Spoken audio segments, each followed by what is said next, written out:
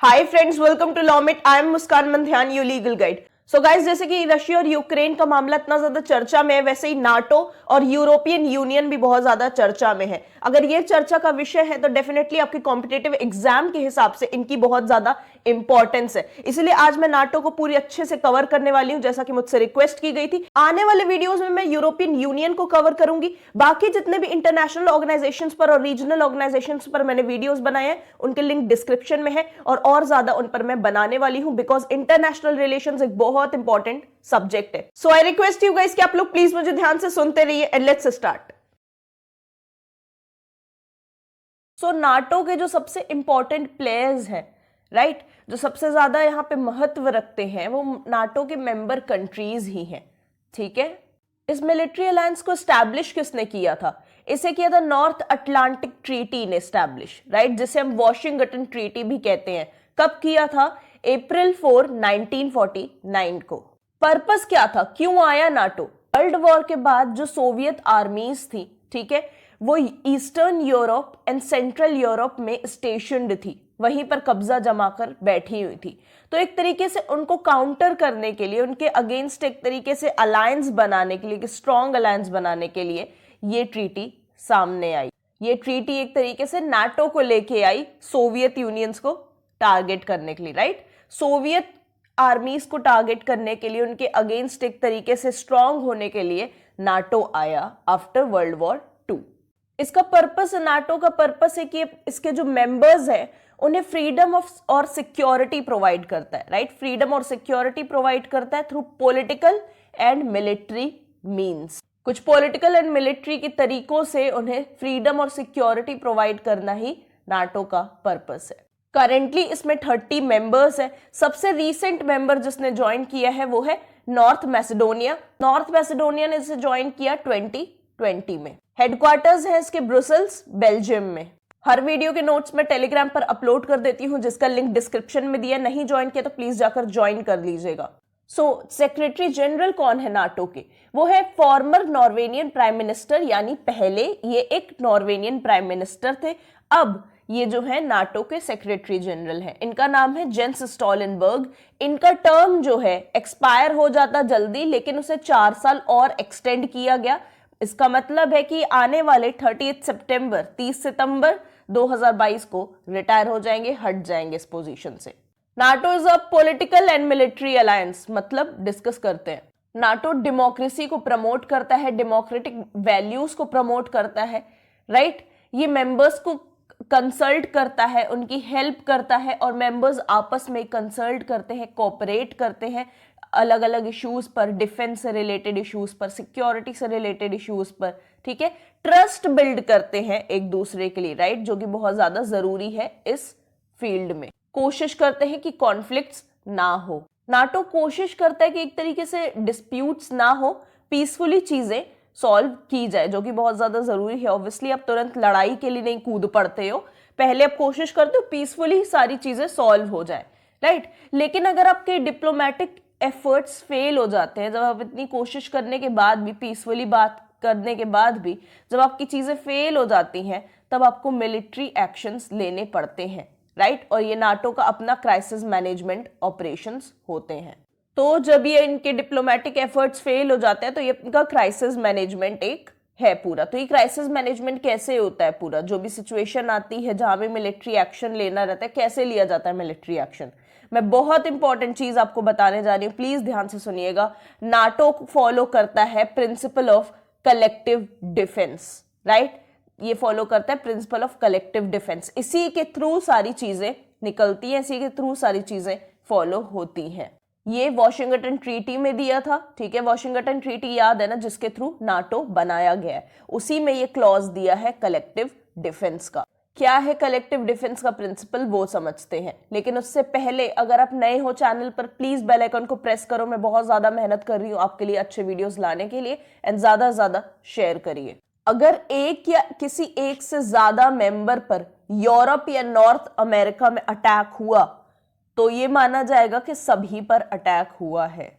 सो एक कंट्री पर अटैक करना इन यूरोप या नॉर्थ अमेरिका या यूरोप में किसी एक मेंबर पर अगर अटैक होता है, तो सारे मेंबर्स इसको अपने ऊपर अटैक मानेंगे, ठीक है। मतलब अगर आपने एक को मारने की कोशिश की, राइट, एक मेंबर को जो नाटो का मेंबर है उस कंट्री को अगर आपने हार्म पहुंचाने की कोशिश की, तो बाकी जितने मेंबर्स हैं वो ऐसा समझेंगे कि ये अटैक हमारे ऊपर भी हुआ है, राइट। इसीलिए इसे कहते हैं प्रिंसिपल ऑफ कलेक्टिव डिफेंस, यानी कलेक्टिवली सारी कंट्रीज आपस में मिलकर, कलेक्टिवली सारी कंट्रीज उसे, उस एक कंट्री को जिस पर अटैक हुआ है उसे प्रोटेक्ट करती हैं और खुद को भी प्रोटेक्ट करती हैं, बिकॉज इसका मतलब ही है कि एक कंट्री पर अटैक होना मतलब कि सारी कंट्रीज पर अटैक होना, राइट। तो कलेक्टिवली वो एक दूसरे को डिफेंड करती हैं, इसीलिए इसे कहते हैं प्रिंसिपल ऑफ कलेक्टिव डिफेंस। ये कोर है नाटो का, ठीक है। नाटो इसी की वजह से ही टिका हुआ है, इसी की वजह से बना हुआ है, इजेंस है नाटो का ये।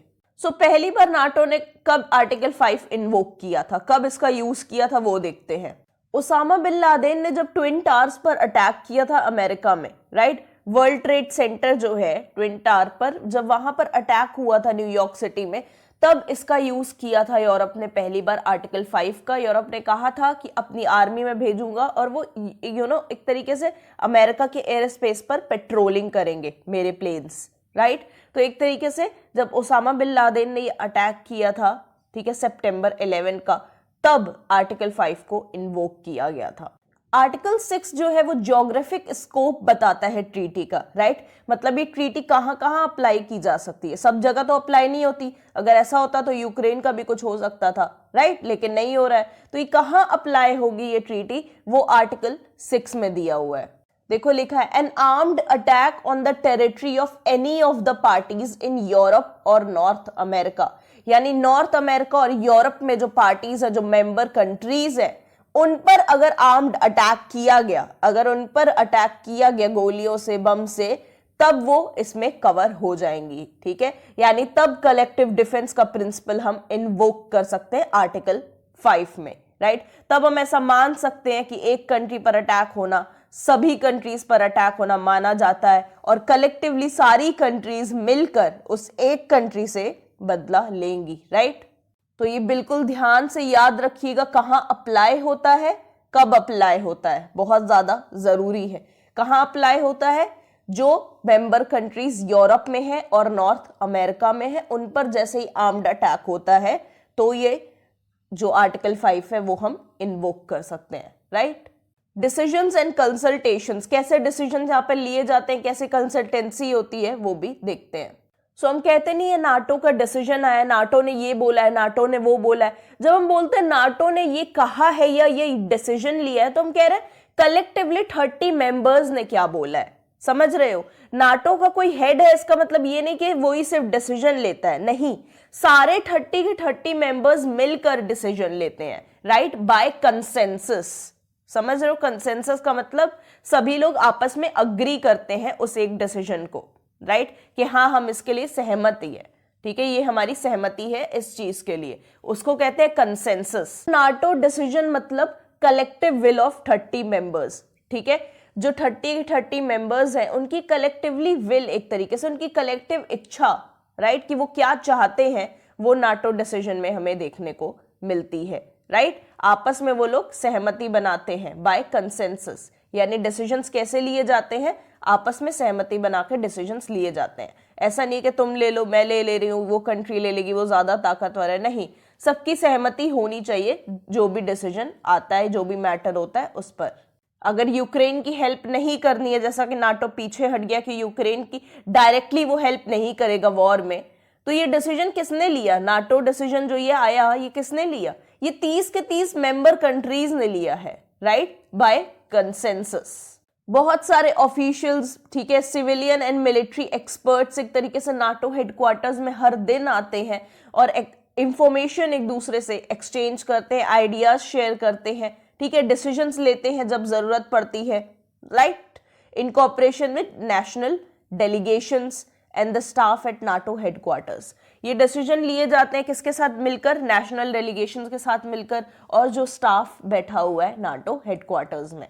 स्ट्रक्चर समझना बहुत ज्यादा जरूरी है। किसी भी ऑर्गेनाइजेशन या इंटरनेशनल फोरम की अगर बात हो रही है तो हमें पता होना चाहिए उसका स्ट्रक्चर क्या है, बना कैसे हुआ है, वो अथॉरिटी कैसे फ्लो करती है उस स्ट्रक्चर में, ये हमें पता होना जरूरी है। इसीलिए हम नाटो का स्ट्रक्चर भी पढ़ेंगे। कोई भी कंफ्यूजन है, कोई भी प्रॉब्लम है, कमेंट सेक्शन में डाल दीजिएगा। Law peeps is my Insta ID, जिसका लिंक डिस्क्रिप्शन में दिया है, वहां आकर भी आप मुझसे बात कर सकते हैं।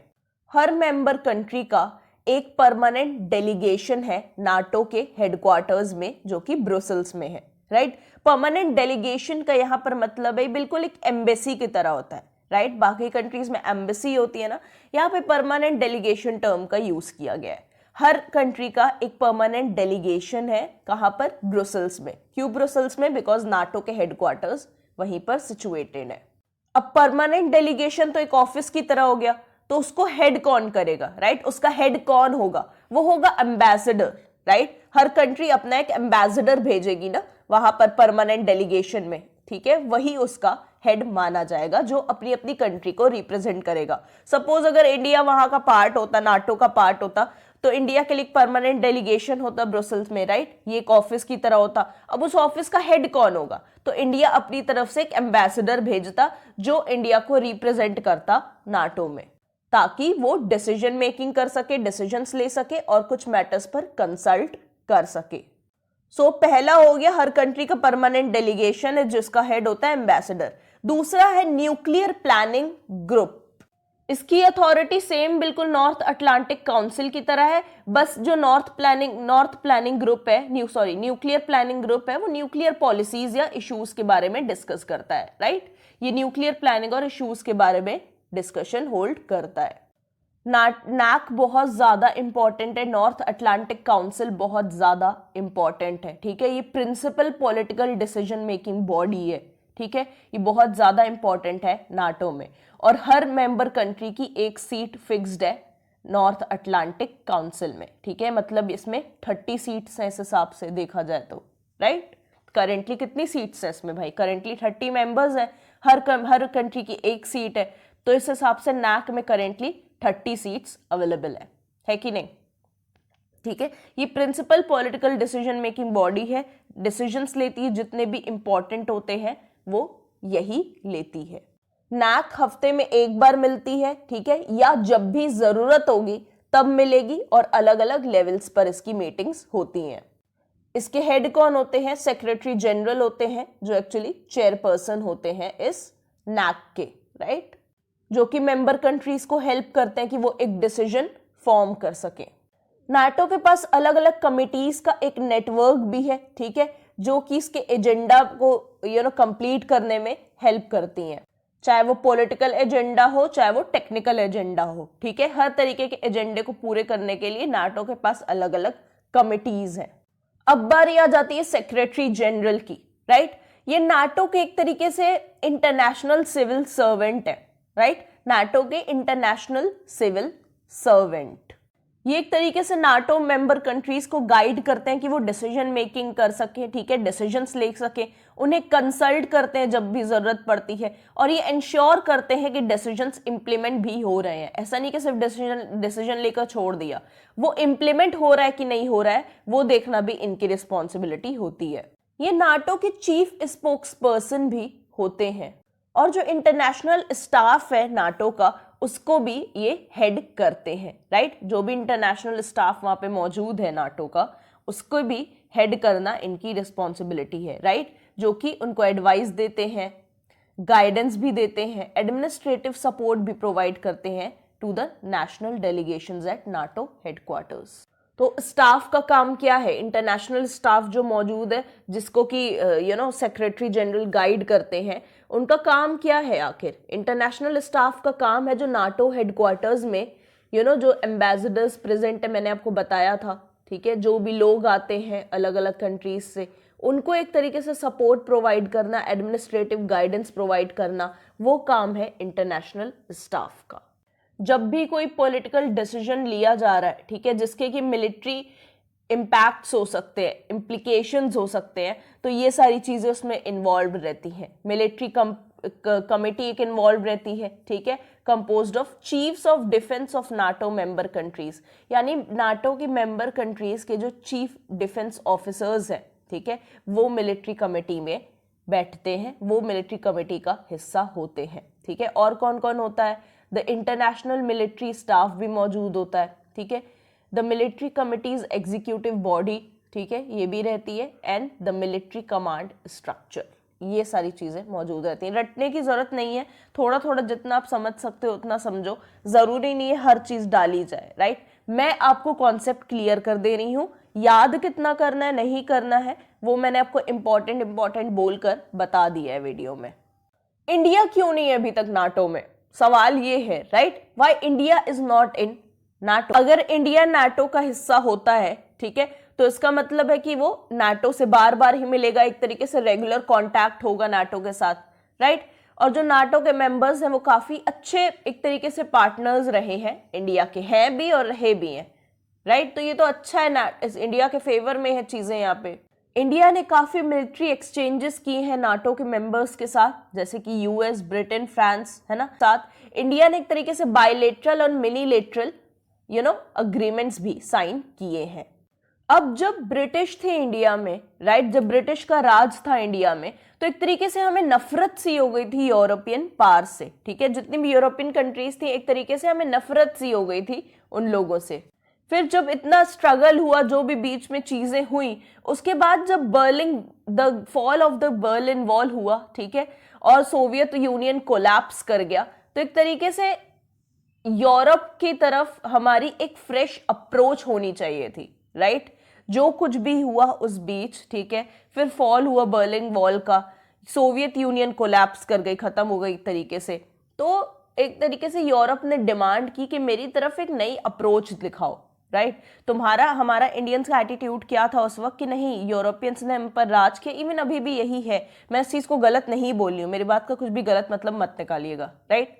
लेकिन उस वक्त यूरोप ने डिमांड रखी कि मेरी तरफ एक नया नजरिया आपका होना चाहिए, एक नई सोच आपकी होनी चाहिए मेरे टूवर्ड्स, राइट, वो दिखाओ मुझे। बट वो इतना इंडिया उस वक्त रेडी नहीं था, ठीक है। मोदी जी ने काफी सारी कोशिशें की हैं कि यूरोप की तरफ एक नई अप्रोच हमारी होनी चाहिए, समझ रहे हो। तो इस वजह से मामला अटका हुआ है, इस वजह से प्रॉब्लम आ रही है, यूरोप की वजह से एक तरीके से प्रॉब्लम आ रही है हमारे माइंडसेट में कि हम नाटो को नहीं ज्वाइन कर पा रहे हैं, समझ रहे हो। अब इंडिया और नाटो अगर साथ में आ जाएंगे तो एक तरीके से काफी ज्यादा फायदा होगा हर एरिया में, टेररिज्म के एरिया में फायदा होगा, ठीक है, जियोपॉलिटिक्स बदलती जो जियोपॉलिटिक्स है उसमें फायदा होगा, ठीक है, मिलिट्री कॉन्फ्लिक्ट्स जो आ रहे हैं उसमें हमें हेल्प मिलेगी समझने में उन्हें, ठीक है, मिलिट्री टेक्नोलॉजीज जो नई नई आ रही हैं उसमें भी हमारी बढ़ोतरी होगी, राइट। हमें बहुत ज्यादा फायदा मिलेगा अलग अलग मिलिट्री टेक्नोलॉजीज का, बिकॉज अलग अलग मेंबर्स वहां पे प्रेजेंट है, ठीक है, एंड और बाकी इंपॉर्टेंट एरियाज में भी बेनिफिट मिलेगा। हर मेंबर के पास नाटो में कुछ ना कुछ है जो इंडिया की स्ट्रेंथ बढ़ाने में हेल्प कर सकता है। एंड ऑफ कोर्स इंडिया खुद एक ऐसी नेशन है जिसके पास बहुत पावर है कि वो नाटो के किसी ना किसी मेंबर की हेल्प कर सकती है किसी ना किसी तरीके से। क्या रिक्वायरमेंट्स होती हैं नाटो को ज्वाइन करने के लिए, राइट, क्या क्या चीजें जरूरी हैं जो कि नाटो को हम ज्वाइन कर सकते हैं अगर हमारे पास वो चीजें मौजूद हों। तो कोई ऑफिशियल चेकलिस्ट नहीं है, ठीक है, जिसको आपको फॉलो करना है, ठीक है, कि ये चीजें मेरे पास है तो मैं ज्वाइन कर सकती हूँ, नहीं, कोई ऐसी ऑफिशियल चेकलिस्ट नहीं है, लेकिन एक मिनिमम रिक्वायरमेंट रखी है अलायंस ने, ठीक है, मिनिमम रिक्वायरमेंट्स हैं जो आपको पूरी करनी पड़ेगी, राइट। पहला तो जो है कि वो डेमोक्रेसी होनी चाहिए, जो भी कंट्री ज्वाइन करनी चाहिए वो एक डेमोक्रेसी होनी चाहिए, राइट, डेमोक्रेटिक रूल होना चाहिए वहां पर, और एक तरीके से जो डाइवर्सिटी है कंट्री में, अलग अलग रिलीजन है, अलग अलग कास्ट है, अलग अलग कम्युनिटी है, उसकी रिस्पेक्ट करना उसे उस कंट्री को आना चाहिए, ठीक है, एक टॉलरेटिंग डाइवर्सिटी होनी चाहिए वहां पे, राइट, वहां पर डाइवर्सिटी होनी चाहिए। तो इंडिया तो ये रिक्वायरमेंट पूरी करता है, एक डेमोक्रेसी भी है और यहाँ पर डाइवर्सिटी भी अच्छी खासी है, राइट। सेकेंड है new members must be making progress toward a market economy, एक तरीके से मार्केट इकोनॉमी की तरफ वो जो कंट्री है वो प्रोग्रेस करती हुई दिखनी चाहिए। मार्केट इकोनॉमी क्या होती है? मार्केट इकोनॉमी वो होती है जहां की गवर्नमेंट की इंटरफेरेंस बहुत कम रहती है, जो प्राइसेस होते हैं आपके, ठीक है, जो प्रोडक्शन होता है वो बिजनेस ओन्ड ही रहता है, ठीक है, जो बिजनेस है प्राइवेटली ओन्ड एंटरप्रेन्योर्स हैं वही डिसाइड करते हैं कि क्या प्राइस होगा कमोडिटी का, गुड का क्या प्राइस होगा, राइट। वही लोग सब कुछ डिसाइड करते हैं, कितनी ज़्यादा सप्लाई होगी, कितनी ज़्यादा डिमांड है, वो वही लोग डिसाइड करते हैं। गवर्नमेंट की इंटरफेरेंस मार्केट में बहुत ज़्यादा कम हो जाती है। इसीलिए यहाँ पे कहा जा रहा है new members must be making progress toward a market economy, यानी जो भी कंट्रीज आना चाहती हैं इसमें पहले तो वो डेमोक्रेसी होनी चाहिए, ठीक है, वहां पे डाइवर्सिटी होनी चाहिए। दूसरा ये है कि वो एक मार्केट इकोनॉमी की तरफ बढ़ती हुई दिखनी चाहिए, ठीक है, मतलब गवर्नमेंट इंटरफेरेंस इकोनॉमी में कम हो रही है और प्राइवेट जो एंटरप्रेन्योर्स हैं वो इकोनॉमी में ज्यादा डिसीजंस ले रहे हैं, ऐसा होना चाहिए, राइट। किसी भी मिलिट्री का सिविलियन कंट्रोल होना एक तरीके का डॉक्ट्रीन है, ठीक है, सिविलियन कंट्रोल मिलिट्री का होना ये मिलिट्री में और पॉलिटिकल साइंस में एक डॉक्ट्रीन है जो कि कहता है मिलिट्री के जो डिसीजंस मेकिंग होंगी वो कोई मिलिट्री का ऑफिसर नहीं लेगा बल्कि एक सिविल पॉलिटिकल लीडर रहेगा, राइट। सुनो बात मैं क्या कह रही हूँ, मैं कह रही हूँ जो मिलिट्री के डिसीजंस होंगे, ठीक है, जो डिसीजन मेकिंग होता है मिलिट्री में वो कोई मिलिट्री ऑफिसर नहीं लेगा बल्कि एक सिविल पॉलिटिकल लीडर लेगा, राइट। इसी को कहते हैं मिलिट्री का सिविलियन कंट्रोल होना, राइट। इसीलिए यहाँ पे यही चीज कही जा रही है कि their military forces must be under the firm civilian control, यानी जो मिलिट्री फोर्सेस हैं उसे सिविलियन कंट्रोल में आपको लाना होगा, राइट। एक सिविलियन कंट्रोल होना चाहिए मिलिट्री फोर्सेस के ऊपर। अच्छे नेबर्स के साथ रिलेशनशिप आपके होने चाहिए, ठीक है, आपको एक अच्छा नेबर बनना जरूरी है। आपकी जो नेबरिंग कंट्रीज है उनका यही ओपिनियन होना चाहिए कि हाँ ये एक अच्छा देश है, राइट, एक अच्छा नेबर है ना। और आपको दूसरी जो कंट्रीज है उनकी सॉवरेंटी की भी रिस्पेक्ट करनी चाहिए, है कि नहीं, एंड आपकी भी सॉवरेंटी की उतनी ही रिस्पेक्ट होनी चाहिए। नाटो फोर्सेस जो हैं उनके साथ आपको कंपैटिबल होना भी जरूरी है। सो हमने सारी रिक्वायरमेंट्स पढ़ ली नाटो के लिए क्या है, ठीक है, शॉर्ट में हमने समझ लिया क्या क्या चीजें जरूरी है। अब हम देखते हैं यूक्रेन अभी तक नाटो में क्यों नहीं पहुंच पाया है। 2008 से कोशिश कर रहा है यूक्रेन के वो नाटो में पहुंच जाए, ठीक है, मेंबरशिप के लिए अप्लाई भी कर दिया इसने, एक एप्लीकेशन भी है डाल दी है नाटो मेंबरशिप के लिए। अभी भी जो यूक्रेन के प्रेसिडेंट है उन्होंने अपील की है नाटो से कि जो उनका मेंबरशिप एक्शन प्लान है, ठीक है, बहुत ज्यादा इंपॉर्टेंट चीज रहती है जिससे कि आप मेंबर बन सकते हो नाटो के, उस प्रोसेस को जल्दी से जल्दी पूरा किया जाए। पहले रशिया और नाटो ने भी एक तरीके से, रशिया ने भी पहले इच्छा जताई थी कि वो नाटो का मेंबर बनना पसंद करेगा, राइट। रशिया और नाटो ने एक तरीके से नाटो रशिया काउंसिल भी फॉर्म की, ये एक तरीके का फोरम है जो रशिया और नाटो ने मिलकर फॉर्म किया है। ये कब फॉर्म हुआ, सोवियत यूनियन जब कोलैप्स कर गई तब फॉर्म हुआ, राइट। लेकिन जो रिलेशनशिप था रशिया और नाटो का बहुत ज्यादा टॉक्सिक था, ठीक है, इतना ज्यादा अच्छा नहीं था। नाटो ने रशिया को रिमूव कर दिया काउंसिल से जब पुतिन ने एक तरीके से क्रीमिया को एनेक्स करने का, कीमिया पर कब्जा करने का ऑर्डर दे दिया 2014 में। मुझे 4th पॉइंट रिमूव करना पड़ा था बिकॉज उसमें कुछ कंफ्यूजन हो गई थी। सो यूक्रेन एक तरीके से एनहांस्ड अपॉर्चुनिटीज पार्टनर है नाटो में। एनहांस्ड अपॉर्चुनिटीज पार्टनर का मतलब होता है वो लोग जो कि एक्चुअल में मेंबर नहीं है नाटो के, लेकिन जिन्होंने सिग्निफिकेंट कंट्रीब्यूशन, एक काफी इंपॉर्टेंट कंट्रीब्यूशन दिया है नाटो के ऑपरेशंस में एंड मिशंस में, right, they are non members. तो कितने नॉन मेंबर्स हैं, मतलब कितने एनहांस्ड अपॉर्चुनिटीज पार्टनर हैं, वो है 6। कौन कौन, Sweden, Finland, Australia, Georgia, Jordan और यूक्रेन, ठीक है, ये हैं 6 एनहांस्ड अपॉर्चुनिटीज पार्टनर नाटो के। मतलब कुल मिला के नॉन मेंबर्स ही इनको आप मानिए, राइट। नाटो ने हेल्प की थी एक तरीके से, यूक्रेन ने हेल्प की थी नाटो की जब अफगानिस्तान में क्या कहते हैं नाटो को अपने अलाइज भेजने थे, तब यूक्रेन ने उसे सपोर्ट किया था, इसीलिए उसे एनहांस्ड अपॉर्चुनिटीज पार्टनर बनाया गया। अभी भी एक तरीके से यूक्रेन को कहा जा रहा है कि उसे अपनी पॉलिटिकल और लीगल कंडीशंस को या सिस्टम्स को इंप्रूव करने की जरूरत है, ठीक है, ऐसा मानना है यूरोपियन ऑफिशियल्स का, शायद तभी वो नाटो में आ पाएगा, राइट। करंट सिचुएशन क्या चल रही है वो समझ लेते हैं। यूक्रेन ने डिमांड रखी थी नाटो अलाइज से कि आप एक नो फ्लाई जोन क्रिएट करो यूक्रेन में ताकि उन्हें प्रोटेक्शन मिल सके, राइट। लेकिन नाटो अलाइज ने कहा कि हम तुम्हें सपोर्ट दे सकते हैं, यूक्रेन को कहा कि हम तुम्हें सपोर्ट दे सकते हैं, बट डायरेक्टली हम तुम्हारे वॉर में नहीं एंटर हो सकते, क्योंकि अगर हमने डायरेक्टली एंटर किया वॉर में तो पहली चीज तो तुम नाटो के मेंबर हो नहीं, ठीक है, तो हम डायरेक्टली वैसे भी तुम्हारी हेल्प नहीं कर सकते हैं। दूसरी बात, अगर हमने डायरेक्टली हेल्प कर भी दी चलो, तो उसके बाद यूरोपियन वॉर छिड़ जाएगा, राइट, रशिया सबके अगेंस्ट हो जाएगा, हर यूरोपियन कंट्री के अगेंस्ट हो जाएगा और एक यूरोपियन वॉर की सिचुएशन बन जाएगी।